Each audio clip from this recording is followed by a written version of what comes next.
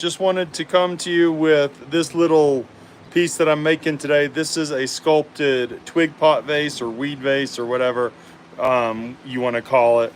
It's going to have a hole in the end of it that is big enough for a beaker to go in, so a glass beaker, so that you can put technically live flowers or whatever you want in there. But this is a piece of silver poplar, and it was a standing dead piece, and it had some pretty rotten areas. I'm trying to use as much of the wood as I reclaim from the tree service that I own to do different things. And so this one is called The Decline of Modern. I have it, it's kind of hard to see with all the CA glue on there, but I have it very angular, and one side of it's pretty smooth and angular and nice.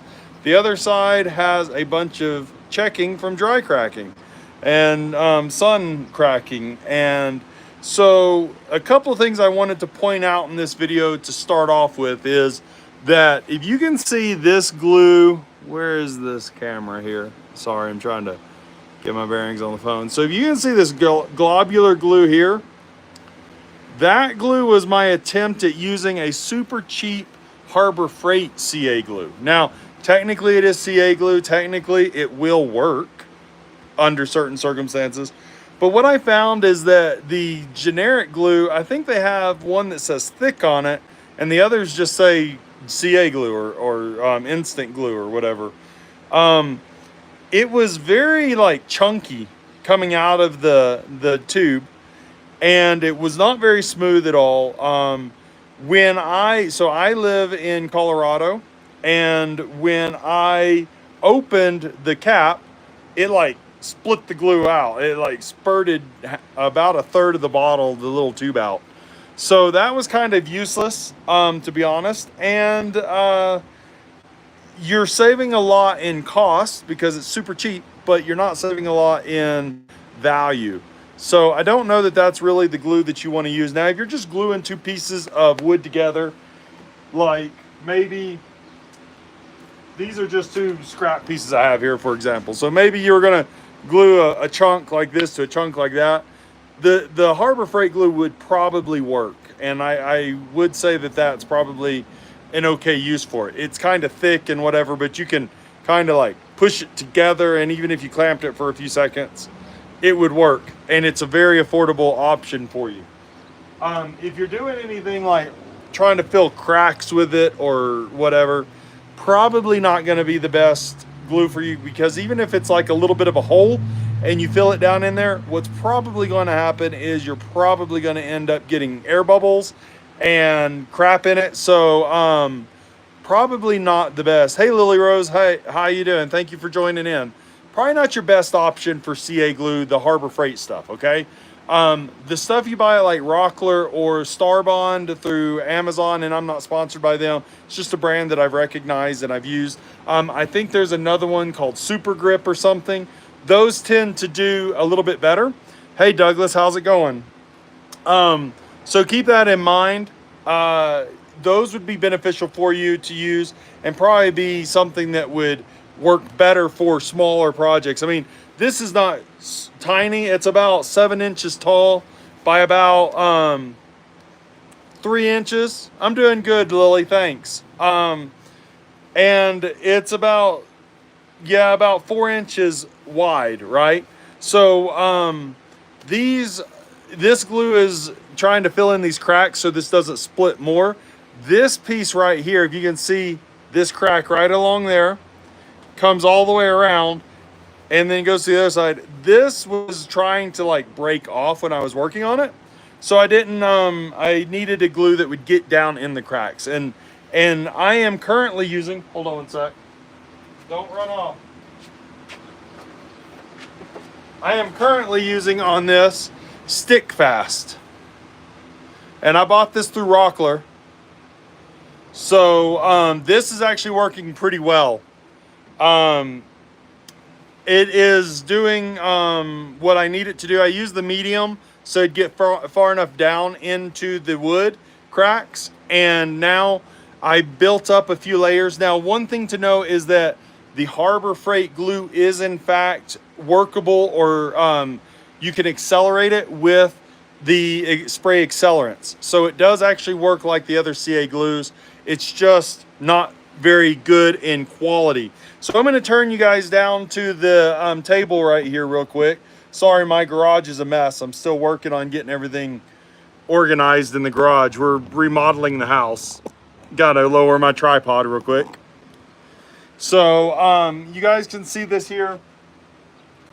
So I do a couple of things to get glue off of my projects. It's never a fast process. So here's a couple of tips for you to think about. One, some woods you can use a chisel. Now this one's pretty beat up. This is just a construction chisel I use. This is not my fine woodworking chisel. I would not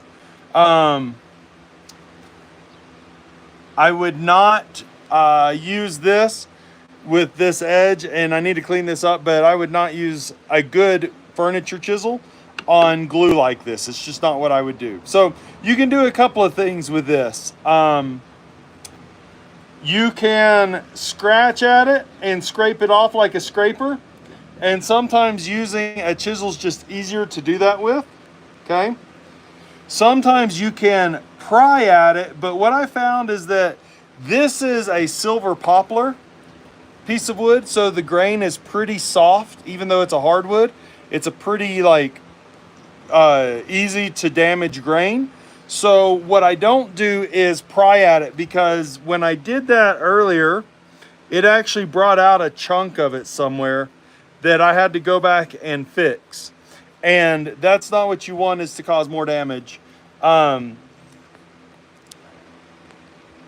Alizaya, I am making a twig pot vase. So it's a sculpture that will also be a twig pot vase. So thanks for watching. Also, what I found is that I bought this. This is called a paint scraper. And I got this one, I want to say, from Harbor Freight, because they do have some okay tools. This comes with multiple blades, scraper blades of different profiles that you can use. And I actually like this quite a bit. Thanks, Animal Arts. I appreciate that. I actually like this quite a bit because you can hold it in different areas, and it makes it easier to scrape this glue off or fix errors in the projects you're working on. So I'm just scraping this down. And I'm not scraping into the wood. What I'm going to do is I'm going to leave just a tad bit of glue above the wood level so that I'm not creating like disuniform areas. Animal Arts, no, I'm in Colorado. So I'm using this to kind of get like just above the wood enough that I can go back and sand it down flush and flat and not damage the piece, okay? That's really important, is you don't want to damage your piece and gouge it and make it unsmooth or lose the flatness if you had it where you wanted it to be flat. So you just have to, it takes a while. You just have to be patient with it. And as you can see, it's scraping off the glue and it's getting it down closer to the wood. So now you can see the differences of where I've done it with the scraper and where I have it. And then you can actually go back and sand it, or you can use a rasp or whatever. Depending on the kind of wood, I will discern or determine what kind of process I'm going to use. So this one's already been sanded up to 120, and I will finish scraping this and then I will sand it with 120 again. I'll use a block if I have to, or just hand sand it with a piece of sandpaper, making sure I get it all smooth like I want. And then I will go and sand it with 220. Then I will put the coating on it that I want to coat on it. This one, I'm going to be putting the Walrus furniture oils, the Walrus oil furniture butter. I really like this stuff. It's a nice consistency. It's thick enough to soak in and give it protection without you having to put a ton of coats on it. And it's buffable to a reasonable degree. So I really like that. Another thing that I'm doing with these, if I need, is I'm using my paring knives for my carving knives. Now, you better make sure you know how to sharpen these, because cutting glue with them will make them very dull, and I don't always recommend that.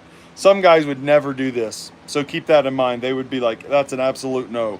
I do enough glue work though that sometimes I just have to. And you can just kind of pair off the glue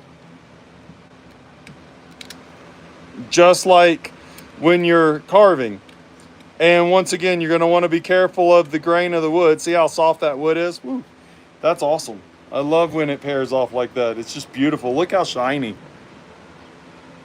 And you can do that with the glue and just kind of, so basically what I'm trying to pair off are those really thick areas, right? That's what we want to get gone. We want anything that's going to make us work at it a ton to the point where it might cause damage to the shape when we're trying to sand it. And so you can use paring knives or carving knives. You can use the scraper like this. You can also use the chisel like I mentioned. Once again, this is not the best chisel. This one's all screwed up. But you can use a decent chisel to do that with. And then also, I do have scraper cards that I use from time to time. Now, the one thing about the scraper cards that can be a challenge is this is a pretty small piece. So you have to figure out a way to fix this to a table so that you can use the scraper cards, because these are kind of a two-hand deal. And that's one of the reasons I like the scraper tool that I got from Harbor Freight that has the variety of scraper blades that go with it, because there's a bunch of different profiles and stuff like that. So one, we're going to go over the 5 tips because I've talked about a bunch of this stuff randomly. So one, the Harbor Freight CA glue is actual CA glue. It works with accelerant, but it has not been the best glue in my experience so far. It's been chunky, it's been too thick, and at least for me at altitude, because I'm at 6,000 feet of altitude, when I opened the glue pack, it spurred out about 1/3 of the pack of the little tube. So it's kind of a waste. It also didn't want to go down in the cracks very well. So now it's going to cause me more effort to get that done. So that's one. Harbor Freight CA glue is fair. But the good thing about it is it will work for just gluing 2 pieces together. And you can get it at Harbor Freight. So if you have a Harbor Freight near you, you can do that. Never forget that you can buy original super glue as well, and it worked kind of the same. And you can also buy Gorilla Glue's instant glue that is a CA bond that will work very similarly as well. So you can buy some of this stuff at the hardware store. Just know that it's not the same as like Stick Fast or Star Bond or whatever. They have different formulas. They have different thicknesses, and they dry and flow differently. So it's worth paying the extra money for these if you're doing more precise work like crack filling and things like that. So that's one. You can get all those at the hardware stores. The ones you buy at Rockler, the CA glues are a little bit better. So do that, or woodworking stores or Amazon, certain brands, okay? The third point is you can use these chisels or whatever to scrape with. You can also use carving knives as your 4th tip. And then your 5th tip is this little scraper from Harbor Freight is great for getting these all flattened. And also, I guess 6 tips here, you get a bonus, is don't scrape the glue all the way down to the wood level when you're scraping. Scrape just above it and then sand down, and that will keep it in a good shape. So thanks guys for stopping by. I'll do extra videos in the future, and I'm glad to have all of you on here. And thanks for the comments. I will see you in the next one. Take care.